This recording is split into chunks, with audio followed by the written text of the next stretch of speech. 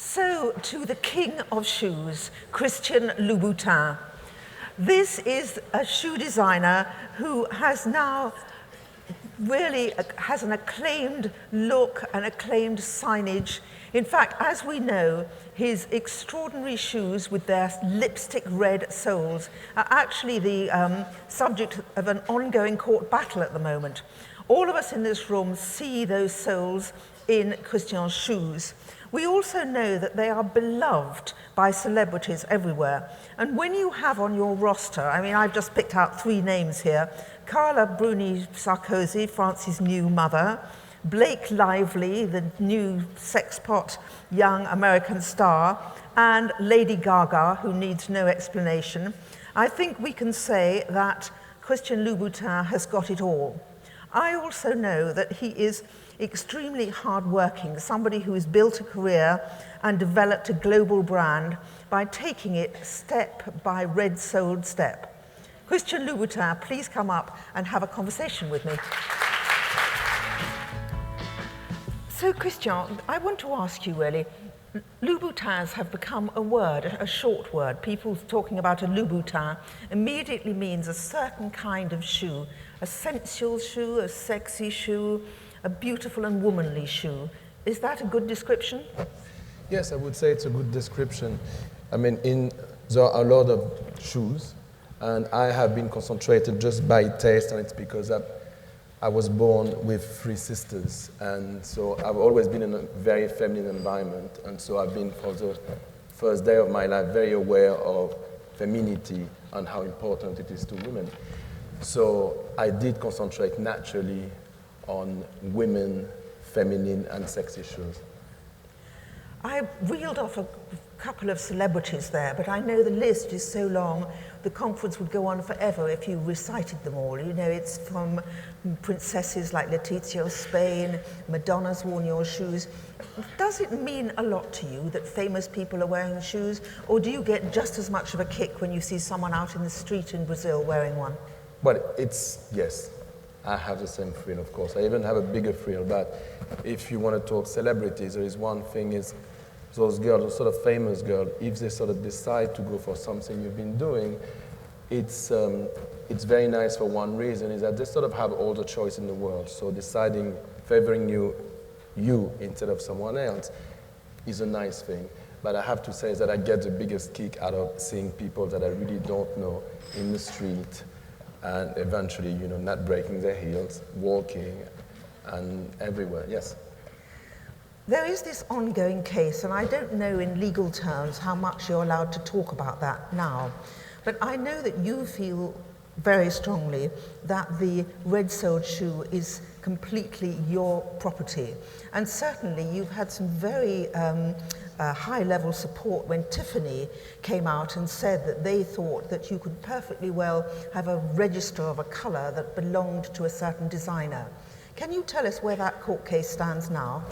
Well, it is in the middle. The court case is in the middle of the process, I think you say. But what has happened is that there was this first thing, which is called a primary injunction.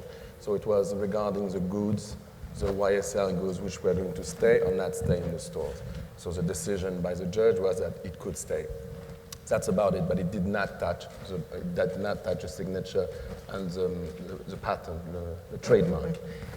And in terms of color, I mean, I have never pretended to own a color, just like Tiffany doesn't own a color. Yes, they have the blue, but they have a blue for a very specific thing, which makes sense, just like Hermes has an orange, and it's a very definite color for a very definite product, and it's very normal, and nobody says anything against that. So it's exactly the same thing. It's a very specific red on a very specific place. And it has become a signature immediately. I started drawing, I started the red soles in 93, at the end of 92, beginning of 93. And it sort of came by accident, but it immediately came back to me as a sign by women. You know, they were really referring to me by that color too, but what it was provoking to them with other people. So it has become my identity before actually I did choose it, and it never was. I never thought of it. I never was trying at the beginning to actually have a trademark. I never concentrated on that. It just came completely naturally. You've recently done something that really surprised me. You have designed shoes for men. And I had always thought of you as the designer of the sensual woman's shoe. Is it different designing for men? Why did you decide to expand? First of all, I started my company at the end of '91, and so 20 years after I started the men line. And again, it sort of started by an accident. It started just like this. This guy who's a young pop star in Europe called Mika called me. I didn't know him. And he just called me and he said he wanted me to design some shoes for him for his shows. So I said, okay, eventually, why not? But can I ask you one thing? Why are you asking to someone who is a designer for women shoes to design for you, who is a man? He said, well, I have 3 sisters, I have girlfriends, and all around me, all these girls have such a big thrill when they have your shoes on.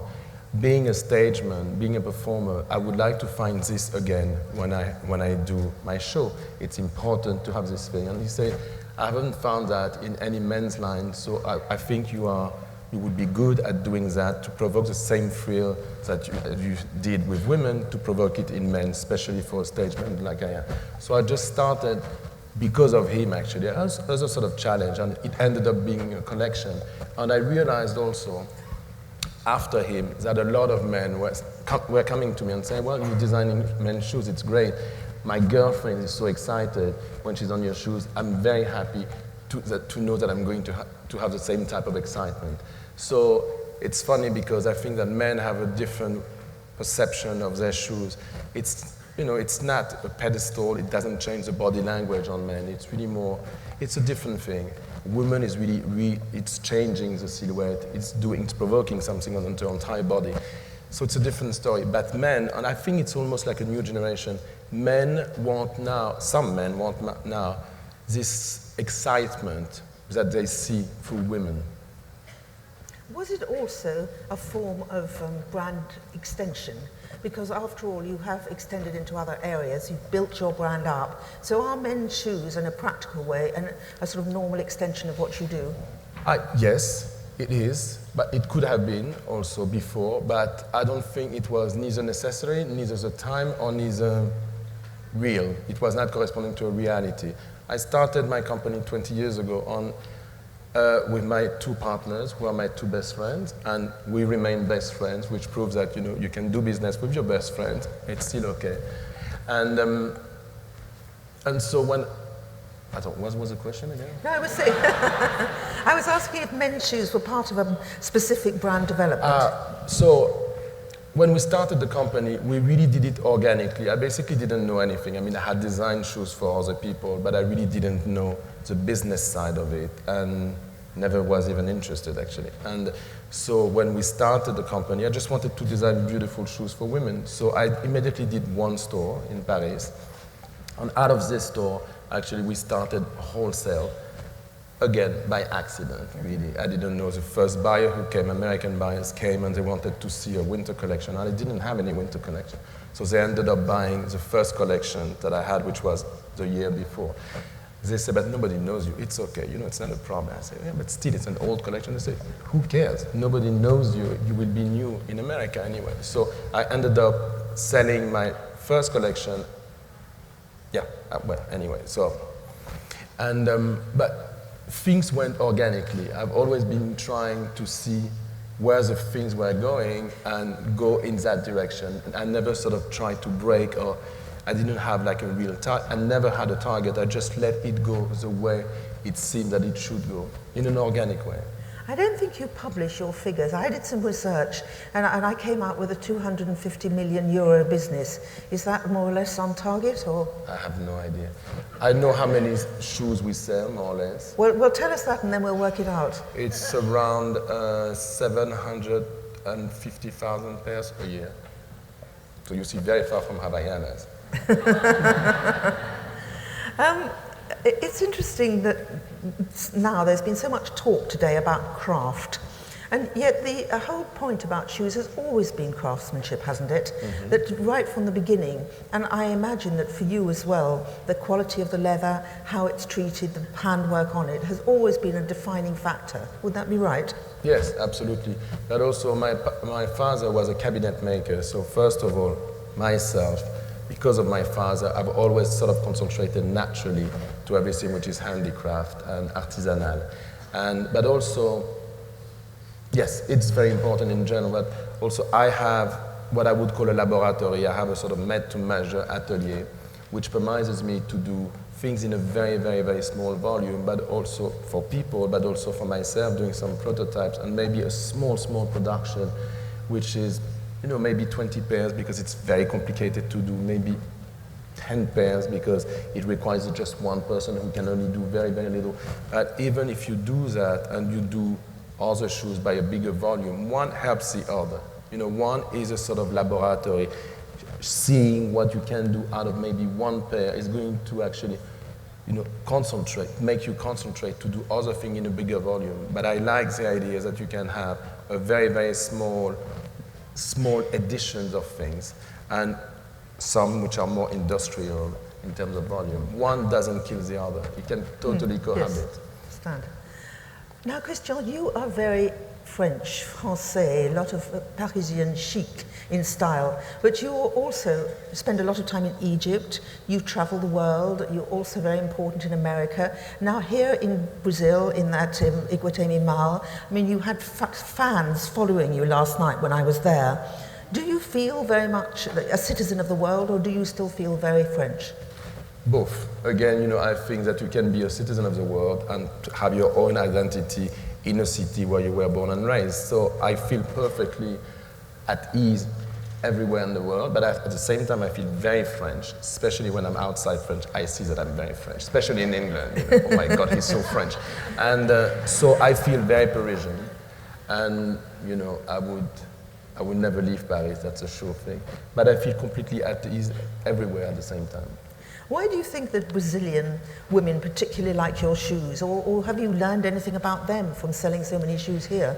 I think that Brazil, among other countries, I'm thinking India, for instance. There is a sort of parallel between India and Brazil. The two countries have been considered poor at one point, but it never stops them to have a huge identity and a feminine identity, very important feminine identity. Even the humor in Brazil is quite feminine. And for me, doing what I do, Brazil is a very easy country, because women are first very feminine. They like to be feminine. They like to walk. They like to dance. So everything which has to see with movement and grace is completely Brazilian. So I feel completely at ease with that. And it's now that Brazil has become a market in a way. It's not a thing to try to understand. I understand very, very easily. It's not difficult to understand women from Brazil, that's for sure. You know that we're going to have a little debate afterwards between you and Charlotte Delal about men and women shoe designers. But I want to ask you something here, and it's actually quite a deep question. We had Diane von Furstenberg, your friend, saying earlier on that she wanted to design a shoe that didn't hurt women. Men shoe designers, there is definitely a tendency towards fetishism, can't say the word, towards fetishism, and towards the idea that there is something extremely sexy and sensual about a shoe. How do you feel about women? How do you feel about sexuality when you're designing these shoes? Well, first, when I design a shoe, I think of a woman naked. So definitely there is a sort of sexiness in the whole idea from the beginning. Not a nice pair of shoes to match the clothes then? No, I never think clothes. I don't think you need clothes, really. If you have good shoes, you can stay naked. And anyway, what is your question? It's about sex. Ah, okay. Sex and the shoe. Okay. Well, a shoe on a woman, again, who is naked, let's take Helmut Newton, famous photographer. He's been doing beautiful pictures of women naked with shoes. And it doesn't need to say naked with a shoe. You put a woman naked with a hat, it would say naked with a hat. Because hat is dressing up. Shoe doesn't dress up. It leaves completely the nudity of the person. It's just a pedestal to the body. So it is completely attached to sexuality because of that, because it doesn't take off. Some good shoe would never take off anything off the body. It just adds something, but it just doesn't take off any nudity. But doesn't a shoe, even whether it's a red-soled one or not, if it's high enough, doesn't it change the shape of a woman's body as she stands? Mm-hmm. I had a very interesting conversation with a woman, French woman, who's a sexologist, and she was telling me, do you think, because there's been this thing in the late 70s, these things about a shoe with a heel being the symbol of a phallus. So she asked me, she said, do you think that a high heel is a phallic shoe? So I said, I don't think so. I mean, I don't see a heel as a phallus, or, it doesn't look like a phallus. So she said, so what do you think is actually quite sexual in the thing? And she actually came with the answer. She says that when basically a woman is on a very high heel, it provokes a shape to the arch of the foot. And this is actually, in the sexuality, it is a representation of the woman or man having the same position actually in the orgasm. So the fact to be perched on a heel, men would spot, but also yourself as a woman, you would spot yourself in the position of the orgasm. This is why actually definitely the high heel is a sexual thing. Right, well we're learning. No? So we've learned a lot about the orgasmic shoe. You ask me. When you see the Havaianas, when you see this presentation, which is rather touching because you realize that this is one product, a very rare product, which actually everybody can embrace because there is a price from $3 to whatever the top prices are. I mean, this isn't going to happen with your shoes, is it? Do you ever feel that you would like to produce a shoe which reached more people? Has it ever occurred to you? If I had been able to do Havaianas, I would have definitely loved to do Havaianas. I think it's one of the most beautiful shoes. It's a great brand, it's a wonderful shoe, for sure. But if you're talking of my design going, for instance, for like an H&M or thing like that, no, because I'm very detail-oriented and very quality-oriented. You can do beautiful design at a lower price, that's no doubt. But at the same time, myself, and it's just a personal thing, when I look at things and I see really details which are bad, there's a bad stitching, the thing is that it just drives me crazy. So personally, I just wouldn't do it because I would not be neither happy neither proud. So the only reason to do that is basically to provoke a sort of market and to make money. But I don't want that. I don't need that. So really, I need to be proud of what I do, and I need to be happy when I look at my design. I need to be happy. That's the only thing. That's the thing which counts the most for me. I think it's a very good decision. Thank you.